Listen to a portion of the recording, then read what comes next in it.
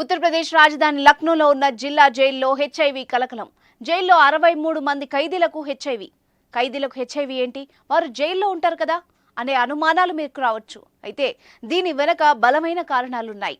ఆ కారణంగానే ఖైదీలు హెచ్ఐవికి గురవుతున్నారు. గత కొద్ది రోజులుగా దేశవ్యాప్తంగా పలు జైళ్లలో హెచ్ఐవి కేసులు నమోదవుతున్నాయి.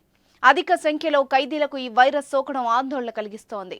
తేజస్ అకాడమీ స్థాపించిన 12 సంవత్సరాల్లో 1918 డిఫెన్స్ ఉద్యోగాలతో పాటు ఇంటర్లో రాష్ట్ర స్థాయి మార్కులు సాధించి తెలంగాణ నెంబర్ 1 గా నిలిచిన తేజస్ జైల్లో భారీగా హెచ్ఐవి కేసులు వెలుగు చూశాయి.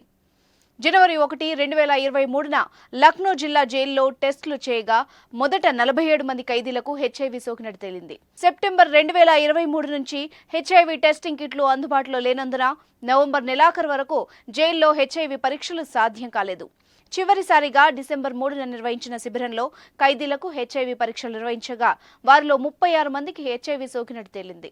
దీంతో మొత్తం జైలు వ్యాప్తంగా హెచ్ఐవి సోకిన వాళ్ల సంఖ్య 63కు చేరింది. భారీగా కేసులు నమోదు కావడంతో జైలు అధికారులతో పాటు మిగిలిన ఖైదీల్లో తీవ్ర భయాందోళనలు వ్యక్తమవుతున్నాయి. బాధితులందరికీ లక్నోలోని ఓ ఆసుపత్రిలో చికిత్స అందిస్తున్నారు. ప్రస్తుతం వాళ్లందరూ ఆరోగ్యంగా ఉన్నట్టు అధికారులు చెబుతున్నారు.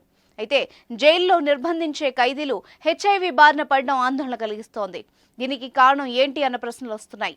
అయితే ఖైదీలకు హెచ్ఐవి సోకడానికి డ్రగ్స్ కారణమని అధికారులు అనుమానం వ్యక్తం చేస్తున్నారు. జైలుకు రాకముందు సురక్షితం కాని సిరంజీల ద్వారా మత్తు పదార్థాలను తీసుకోవడంతో వాళ్లకి ఎయిడ్స్ సోకి ఉంటుందని భావిస్తున్నారు.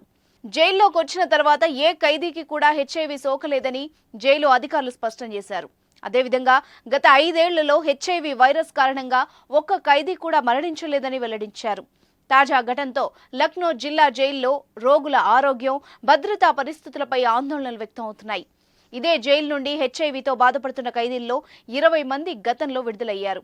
ఈ ఒక్క జైల్లోనే కాదు, దేశంలోని పలు జైళ్లలో భారీగా హెచ్ఐవి సోకిన ఖైదీలున్నారు. 2022లో ఉత్తరప్రదేశ్లోని గజియాబాద్లోని దస్నా జైల్లో ఏకంగా 140 మంది ఖైదీలకు హెచ్ఐవి పాజిటివ్గా నిర్ధారణ అయింది. హెచ్ఐవి కేసుల సంఖ్య పెరగడంతో జైలు అధికారులు అప్రమత్తమయ్యారు.